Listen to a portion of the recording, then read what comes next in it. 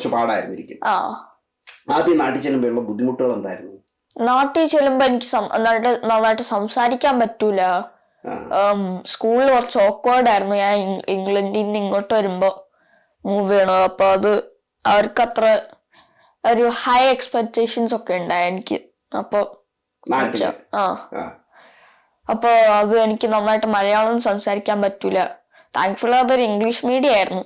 അപ്പൊ English medium school, Tolins എന്ന് പറഞ്ഞൊരു സ്കൂളായിരുന്നു. ഓ റൈറ്റ്. അപ്പൊ അവിടെ വെച്ചിട്ട് പിന്നെ അതുകൊണ്ട് വലിയ പ്രശ്നം ഉണ്ടായില്ല. എനിക്കൊന്ന് മോനിപ്പോ ഒരു പ്യുവർ മലയാളം സ്കൂളിലാണ് ചെന്നെത്തുന്നതെങ്കിൽ പാടായിരുന്നിരിക്കോ? ട്രൂ മലയാളം സ്കൂളായിരുന്നെങ്കിൽ പാടായിരുന്നു എന്റെ സ്റ്റാർട്ടിൽ. പക്ഷെ അതായിട്ട് ഞാനിങ്ങനെ പ്രോഗ്രസ് ചെയ്ത് ഓട്ടോമാറ്റിക് ആയിട്ട് ഞാൻ മലയാളമൊക്കെ സംസാരിച്ച് റെഡി ആയിരുന്നു തോന്നുന്നു. പക്ഷെ ആദ്യത്തെ ഫ്യൂ ഡേയ്സിൽ കുറച്ച് ഓക്വേർഡ് ആയിരിക്കും. റൈറ്റ്.